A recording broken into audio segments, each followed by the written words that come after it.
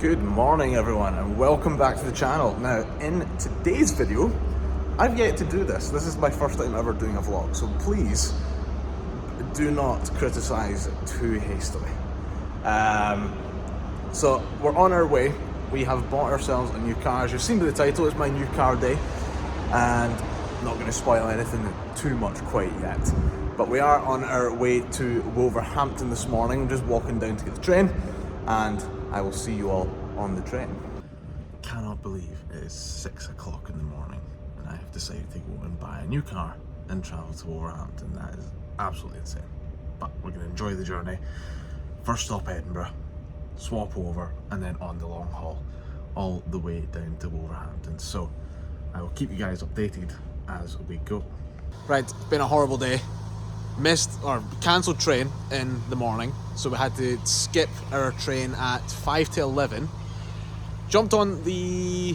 what train did we get? Tell you what it was. We missed the 9 o'clock train. Had to get on the 5 to 11 train. That's got us here now. We've just arrived. Car looks awesome. So we'll get a quick look around. We'll get the camera turned around. We'll get a look around. Just get some paperwork done. I'll leave. I won't keep the guy. Well, really nice guy. A lot of really nice cars here as well. Buzzing for that. But we'll get a proper look around, get a couple of revs, and then we'll head up the road. Right, okay, so we're on to the next day, and we are home. We did indeed make it home with the Nismo. Now, a couple of things to go over, and I will do it when I'm back at my desk, and I will explain the problems that we had on the way down to get this. But I don't want this to be a bad experience of getting this car, because it was a phenomenal about 7.5 hour drive home. That V6 3.7 litre is phenomenal. So I'm going to go and just show you guys around this, give you a bit of a review for it, and see what you guys think. Now the Nismo is, it's absolutely phenomenal. You've even got the Nismo badging, you've got the red under trach. It's a bit more of an aggressive front bumper over likes of that of the standard 370. Obviously get the upgraded wheels, they get some upgraded brakes pads, brake disc and pads I believe as well, with the red calipers and the Nissan logo, the Z badging and things for it. It has such a presence on the road. I love the even just the aerodynamics onto that ducktail at the back. I actually prefer this over unlike the earlier models like 2010 to 2014, they got a bit of a spoiler to them. Not a big fan. I actually kind of prefer this. But it's just such a big car. It looks phenomenal. I've owned a lot of nice cars over the years. Even came with a private plate. Love that plate. That's brilliant. XX08 CMS. That is phenomenal. Because it is a 17 reg. It's only it's got 12,000 miles on it now. But it had 11.5 when I left yesterday. That's what I bought it with. Those exhausts are getting changed. They are way too quiet.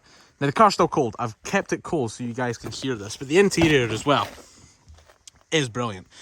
And that half Alcantara, I would have preferred if the Alcantara was in the top. The 12 o'clock and things, the leather, all very nice, high premium quality feel. Ignore the iron brew can. I needed some energy. Even this, nice soft materials. And it's not until you get down here. We're doing a sort of Matt Watson thing here. Half leather with the fabric. The Recaro seats, so comfy to drive home, and that was absolutely brilliant. Even down to interior feel, absolutely brilliant. The sat nav, as outdated as it is, wasn't bad. It had all the new roads and things on it in Aberdeen. It looked brilliant. I love this. Let's start it up. Let's not mess around. Hold on. Let me just pop my phone here so you guys can hear this.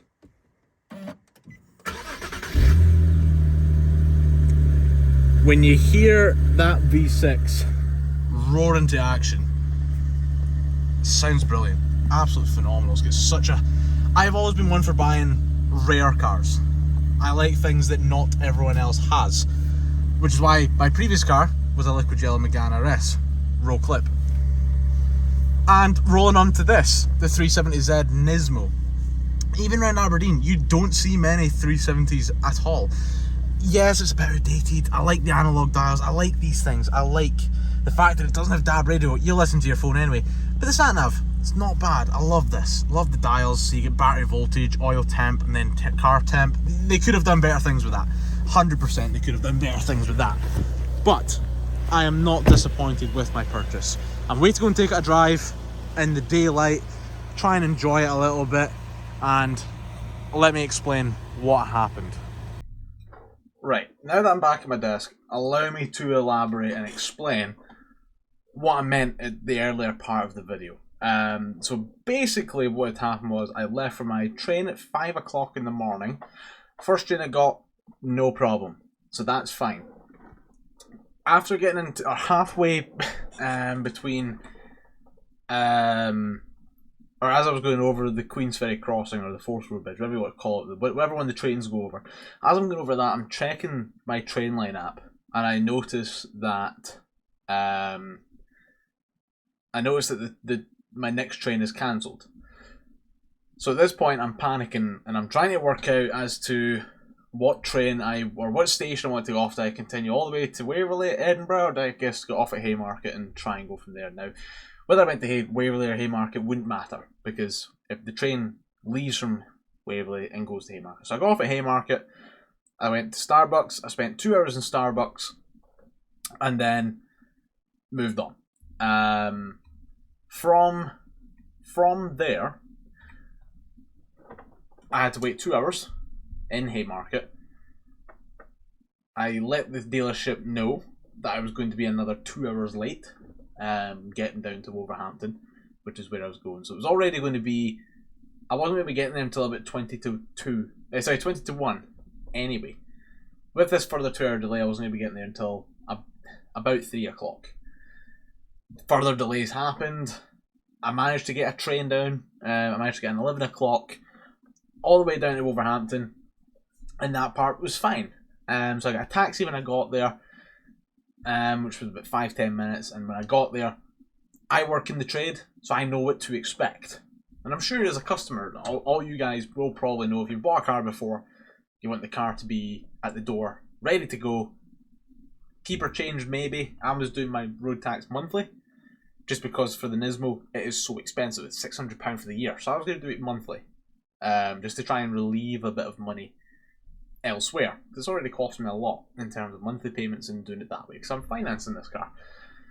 So to give you an idea for the role that I work in, I have your finance paid out and set up and paid out at least 24 hours before. That's the ideal scenario. It sometimes doesn't work out quite like that, but that's the general idea. Is we get paid out 24 hours before, taxed and keeper changed, or at least keeper changed, and you're on the road. All you're doing is arriving. If you have any paperwork still to sign, we get that done, give you a walk around of the car, and we get you on the road. So a couple of things happened when I got there. I haven't seen this car in person, so I got the chance to have a look round. Now, prior to me agreeing the deal that I did, I don't ask for discount. I understand this car has been in their stock for a wee while, so it's probably already priced pretty good, and it is the cheapest one in the country by some margin. And it only had 11,500 miles on it when I bought it as well, so it was a really good buy, and I was really happy with it. So I didn't ask for discount because I felt it's a good deal. All I asked for in return was that the car have a full tank of fuel in it, because I want to get in this car and I want to go home. Because of this delays throughout the day, I'm thinking to myself, I'm not getting home until midnight anyway. So at this point, all I want to do is go home. I rock up, I look at the car, I start it up just to get it warmed up. Whilst I'm doing paperwork, I'll start it up, I'll get it heated up so that I can just go. It's important. It's a 3.7 litre V6. It's important that the car is warmed up, heated up before you start your journey. Imperative. So I start it up, car has no fuel. And I'm like, right, okay. So the guy comes back, and I tell him we agreed a full tank of fuel. So that's the first thing. The second was that they didn't have the physical V5 at the showroom. Now, for those of you who are abroad and not based in the UK and don't understand how UK cars work, you need to have road tax. Not sure if that is the same in other countries, but you need road tax. Car needs to have something called an MOT, which means that it's roadworthy and ready to go. So it had its MOT. And and you get sort of ownership documents, or what we call them keeper documents, which is called a V5C. And what this does is it allows you to tax your car, it allows you to transfer the keeper to someone else. It doesn't physically say that you own this car. So in my scenario, the finance company own my car until it's fully paid. This is the beauty of a tri-party agreement, as we call it. So at this point, it's Saturday, because I went down on Christmas Eve, as you'll have seen from the vlog. It's Christmas Eve, for starters, and it's not keeper changed. Not a big deal, as long as he had a photo of it, which he didn't. So already alarm bells are ringing in my head from past experiences. And from selling cars myself, I know what this means at this point. This means that I need to do something called a V62. A V62 requires a post office. It's Saturday. Not just that, it's Christmas Eve on a Saturday. Which means no post office in this great UK is going to be open. Not a chance. So I'm left stranded at this point, wondering, what am I going to do? At this point, it's a case of I need to just go and try. There was a cooperative supermarket open just down the road from the place, so I'll go and try that. Lo and behold, post office isn't open. So wasn't a great experience, to say the least. I'm not going to name and shame the company that I bought the car from, because I'm sure this is an exception in the case of that.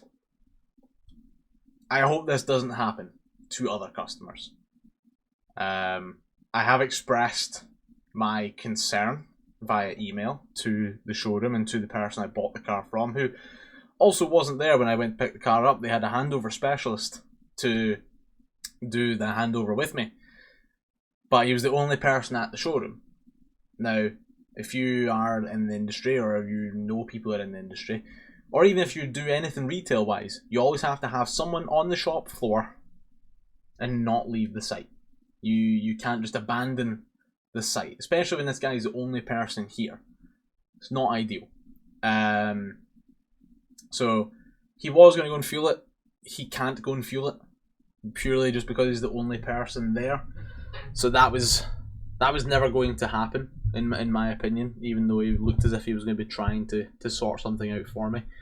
It wasn't going to happen. I wasn't going to get fuel in that car. That's neither here nor there. I'm not too fussed about the fuel. The one thing that really bugged me was the fact that it wasn't keeper changed, and they didn't let me know that it was going to be a problem. So, especially when I just travel away from Wolverhampton, I'm not just round the corner, and I have made a mistake before myself. We're human beings, it happens. But when a customer is coming at distance, check everything, man. Check everything. It's not difficult. But anyway, that's what's happened. But I've got the car. I'm very happy with it. It's been very well looked after. It sounds amazing. I've been out driving it all day today, and even the drive up the road was so much fun. I really enjoyed it. But yeah, this is going to be the new content car for the channel.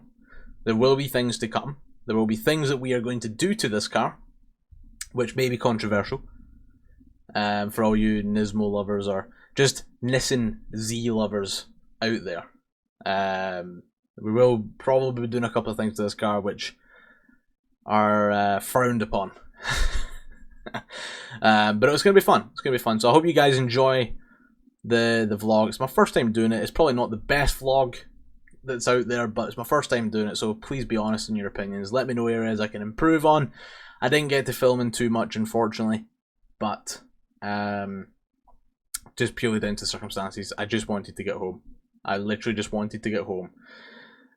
It's Christmas Day, so I hope you guys have a fantastic Christmas.